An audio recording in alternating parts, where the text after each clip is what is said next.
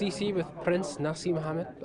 Can I call you Prince or is it Nas these days? You can call me Naz, you can call me whatever you want, just don't call me too late for me dinner. So it's still Prince? Yeah, obviously, that the boxing royalty will never change. Tell me this then, that's never changed, but you've been out of the limelight, living apparently, I'm reading like some people say you've been living like a recluse, but now you're back. You know what, I hear some people talk about the word recluse. I've never been nothing as such in my whole life.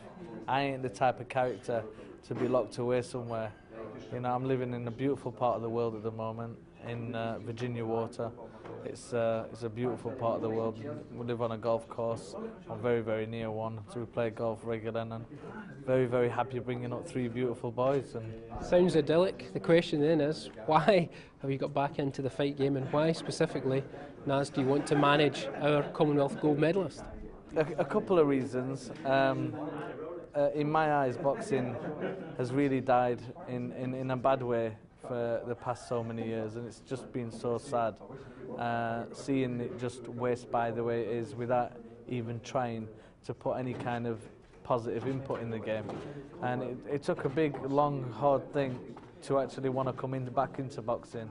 But I suppose what made me mind upon this occasion was I actually went onto YouTube and I YouTubed Callum Johnson, and on top of watching him fight in the Commonwealth Games, win a gold medal for Scotland, it was an amazing achievement, and I think he's a great fighter, an amazing fighter, and I think that he's a breath of fresh air in boxing right now, and it's one of the reasons why I wanted to come back on back into the game as a manager, and hopefully maybe one day as a promoter. I'm looking forward to working with the likes of Callum, and hopefully, because he started out from the start as a professional, I'd love just to see the input and the knowledge that I've got and see the outcome, what it's going to be. You mentioned from the outside you think boxing is dying. Why do you think that is? Well, I just don't see no more characters in boxing. I don't see no more performers. I just don't see much drama in the game. I remember the nights in fight week up to when I was fighting, and it was just an amazing, electrifying buzz around each city that I fought in, and people couldn't wait for such an event. It was an event, you know, an unbelievable entrance, and you know, music like a concert, and then great knockouts. Right now, there's not much happening at all. I mean, we've just seen supposedly one of the biggest heavyweight British clashes in Mr. Hay, David Hay, and Mr. Harrison, and it was the biggest disappointment in boxing, and it's just sad to see, and hopefully boxing needs a good bit of sparkle put back into it. It's an unbelievable game.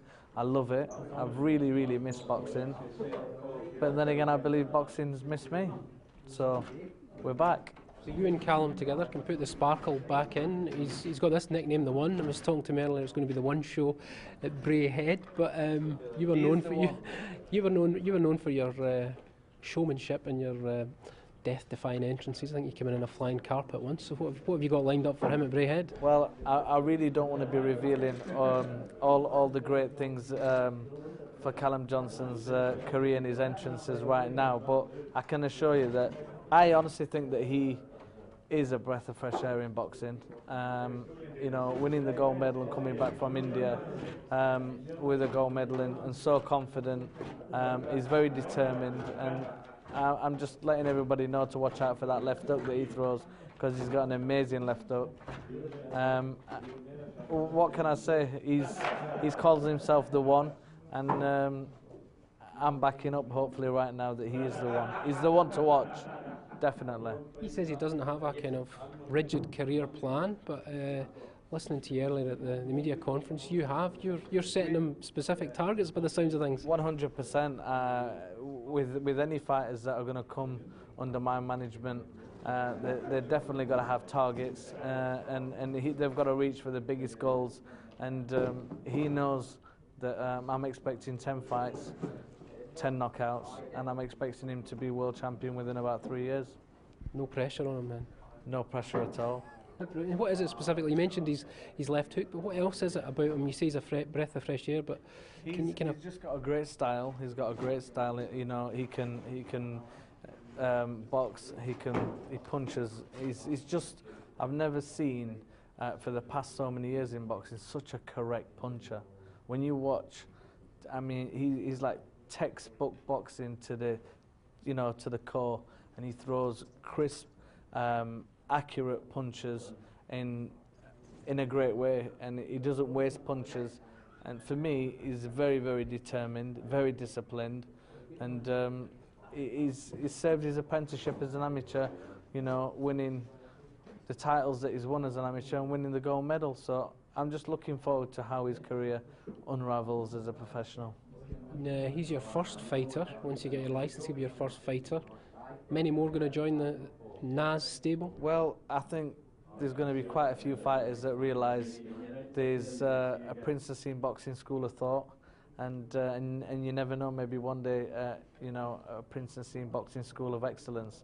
And I'm prepared right now to stand here and tell you that I'm willing to put back in the game to see a lot more excitement, and that's what we're lacking at the moment. We're lacking a lot of colour in the game and a lot of excitement, and hopefully I'd love to bring kids through to do that. Yeah, I've just got a wee question on behalf of my colleagues down south. It was about a more local thing, and Yorkshire, Sheffield boxers you get your eye on?